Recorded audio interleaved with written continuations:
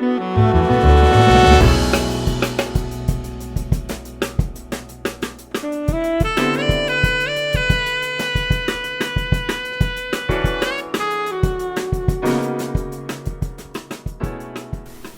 to a new edition of the Neon Jazz interview series with Brooklyn-based jazz saxophonist Seth Trachy.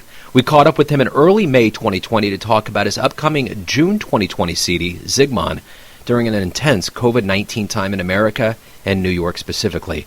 He began studying with Miguel Zenon after he moved to New York, and he has been growing ever since. He's got great insights, stories, and plans. Enjoy. Well, thank you for taking some time out. It's quite a surreal time in the world. But, the one thing, you have a CD out, a brand new CD coming out in June. What's that like? Is it bittersweet to be able to get music out during a time where we probably have some more time to listen to new music, but you can't do it live? What's your thoughts on this?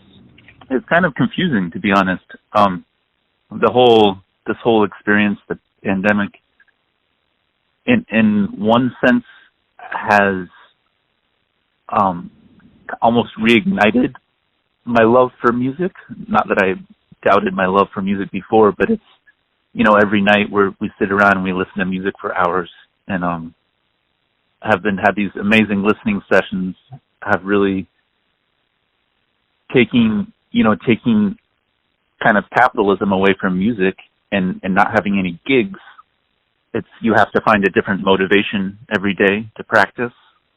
And maybe you choose different things to practice, things that you just truly love. And so it's interesting. On one hand, I've been connecting to music in a really wonderful therapeutic way like that.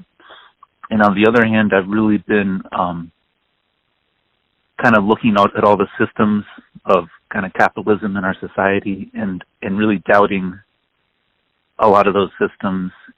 And at the same time, while that's happening, my belief in the therapeutic power of music has only been only grown stronger, and so it's kind of a push and a pull between those two. And there's a personal side which is maybe, I don't really know if this is a good time to be promoting an album or a bad time, but the situation is bigger than that question, I think. So that's kind of what I am. My brain jumps back and forth between. How did all of this begin for you? How did the music journey start for you? Where were you born and raised, and kind of how did everything start taking off for you? Yeah, I was born in the Blue Ridge Mountains of Virginia, kind of out in the middle of nowhere. But my dad had this really amazing record collection, and so I grew up listening to a lot of Ray Charles and Otis Redding and Sam Cooke, and then he had an extensive bluegrass collection. And so that was really my gateway into music, was my dad's vinyl collection. And then from there, I always had this fascination with the saxophone, and I was lucky, even though we were out in the middle of nowhere. There's a really great band director who he played as Charlie Parker for the first time. There's a jazz band, and I got really into the saxophone in that program.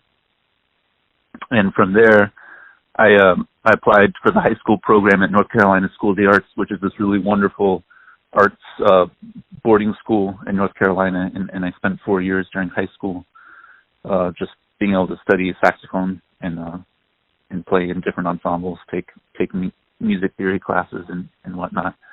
And so that's the short version of that. You spent some time with Miguel Zenon, made your way to New York. Talk to me a little bit about that growing experience for you. Yeah, Miguel is a really special figure for me. I started attending college at William Patterson out in New Jersey. For a variety of reasons, a lot of things weren't clicking for me out there, and I wasn't in a really good place personally. And I went in to see David Sanchez at the Village Vanguard, and Miguel was playing in his band at that time. It was just this incredibly uplifting experience. I just felt completely inspired coming away from that show, in particularly by Miguel's playing. And then I talked to him, and I ran into him on the subway. I dropped out of William Patterson and moved into the city. I ran into him on the subway and was just kept talking to him, kept going to his shows. And then when I started attending the new school to finish my degree, I started studying with Miguel for, I guess, about a year and a half. Getting to study with him was a really eye-opening experience on so many levels. He's such a masterful musician. Getting a window into his compositional process. I could walk you through this album I have coming up and kind of point to all these compositional devices, and they all go back to the lessons I took with him, where we would go over his tunes and he would talk to me about how he structured the compositions. So, and then on the other side, he personally, he's an incredible human being. He's a very giving person. He really cares a lot and gives a lot of his time to benefits and helping younger musicians out. So that's kind of the basis of my relationship with him. A central point of a lot of Miguel's music is fusing aspects of traditional music from Puerto Rico with jazz. And I think that was a real eye-opener for me. I think hearing his music and hearing what he came out with really got me thinking about pygmy music, which is a big part of this album. I'm sure we'll get to that. And how that was the first time where I really started to think about how I could compose integrating this music that I loved from a seemingly different tradition. So tell me, what do you like best about being a musician? Yeah, for me, it's all about community and therapy. I mean, playing music has always been a therapeutic healing activity for me. Tapping into something bigger, and it just seems to have a real healing effect on me. And then doing that while connecting with other musicians and with audience, where you all share that experience, that healing experience together. That's kind of at the core of it for me. Talk to me a little bit more about the album. You kind of alluded to the fact that we would talk about it a little bit more. So just kind of give me an idea from an artistic standpoint what you were going for and how you feel about the final product. Right. So the concept behind this album is I've taken Baka pygmy music, which maybe I should give a little bit of background on that. I read this book when I was about 9 years old. My dad had it. It was about a gentleman Louis Sarno. One day he heard pygmy music on the radio. He sold all his belongings, bought a one-way ticket to the Congo, and lived the rest of his life there recording their music. And I was so fascinated by this book, I would always look for CDs of pygmy music in used CD stores, and I finally found one, and I was really enthralled with it. I kept collecting more and more. And it's this style of music it's African music, traditional African music with like a 12/8 time feel, and you have these interweaving from anywhere from 2 to 6 melodic voices, all with separate melodic lines interweaving in this polyrhythmic way. And so I wanted to take this music that I loved so long and been studying and transcribing and fuse it with all my other influences. So I wrote these compositions based on transcriptions of Baka pygmy music. It's a certain tribe that I decided to focus on. And I just integrated these transcriptions with my jazz influences, and I had Miguel play on a couple of the tracks. And I feel like the final product really captured that synthesis of this African influence with all my other musical loves, particularly with a jazz focus.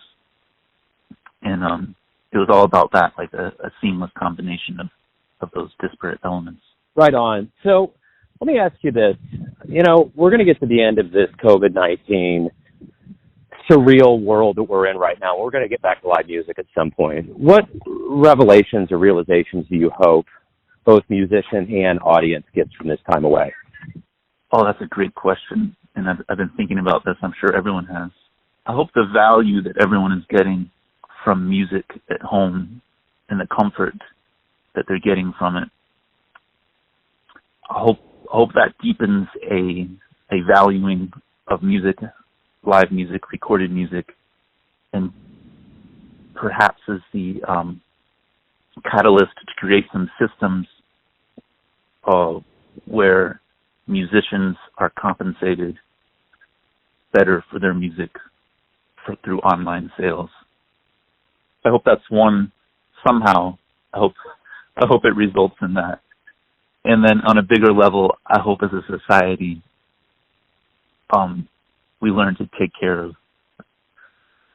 of the most vulnerable amongst us. You know, you see it now. Jazz is a black music, and the majority of people who are dying in this country are minorities, are black people, and those people at risk who can't afford to leave their jobs. And it's all tied in if you look at the history of jazz. And I just hope we learn to value music better, compensate musicians better, and as a society we learn to create systems that take care of the most vulnerable among us. I agree, man. So my final question to you is this. Everyone has a perception of you, your family, your friends, your fans, but you're living your life. Who do you think you are? I think, every day I'm just trying to learn and be open and be creative and hopefully discover a little bit more about who I am. I would like to think of myself as that process. Maybe if I think about it a couple more days, I'll have a more concrete answer for you. But it's really all about engaging in that process of creativity, of community, of learning every day. And that's what I try to focus on. And hopefully that defines me. I like that answer, man. Hey, Seth, thank you for taking some time out for Neon Jazz today. Stay safe, be well, and good luck with the album. Awesome. Thank you so much. I appreciate it. Thanks for listening and tuning into another Neon Jazz interview, where we give you a bit of insight into the finest players in Brooklyn, Kansas City, and spots all over the world, giving fans all that jazz. Thanks to Seth for his time, music, and stories. If you want to hear more interviews, go to Famous Interviews with Joe Domino in the iTunes Store. Visit neonjazz at youtube.com, and for everything Neon Jazz all the time, go to the neonjazz.blogspot.com. Until next time, enjoy the jazz, my friends.